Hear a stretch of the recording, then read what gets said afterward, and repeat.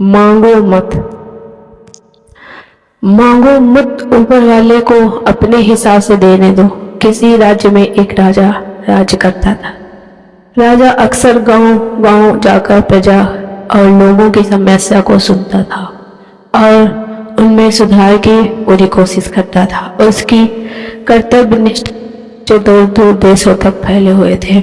ऐसे ही एक बार राजा किसी गांव में प्रजा की समस्या को जानने के लिए भ्रमण पर निकले हुए थे।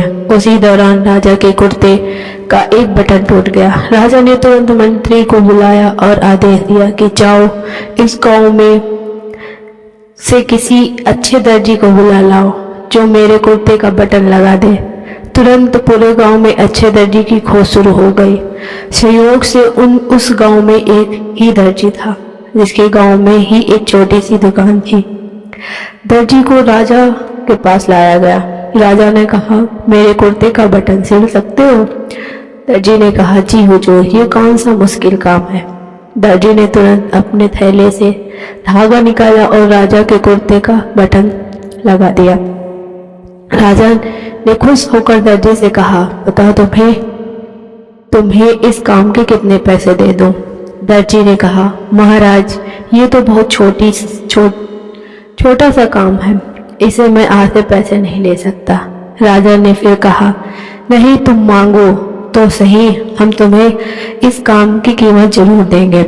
दर्जी ने सोचा कि बटन तो राजा के पास था ही, मैंने बस धागा लगाया है, मैं राजा से इस काम के 2 रुपए मांग लेता हूँ। फिर दर्जी ने सोचा कि मैं राजा से अगर 2 रुपए मांगूंगा तो राजा सोचेंगे कि इतने में काम के बारे में इतने सारे पैसे मांग रहा है, कहीं राजा ने ये ना सोच कि बटन लगाने से मेरे 2 रुपए ले रहा है तो गांव वालों से कितना लेता होगा।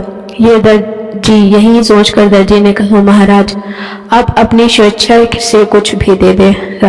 अब राजा को भी अपनी हैसियत के हिसाब से देना था ताकि समाज में उसका रुतबा छोटा ना हो जाए। यही सोचकर राजा ने दर्जी को 2 गांव देने का आदेश दिया।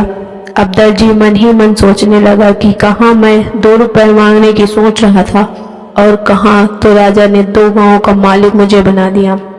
दोस्तों, हम लोग ही उस दर्जी के समान अपनी क्षमता से सोचते हैं और भगवान से कुछ न कुछ अपनी हैसियत से मांगते हैं, लेकिन क्या पता ईश्वर हमको उसकी देने की क्षमता के अनुसार कुछ अच्छा और बड़ा देना चाहता हो।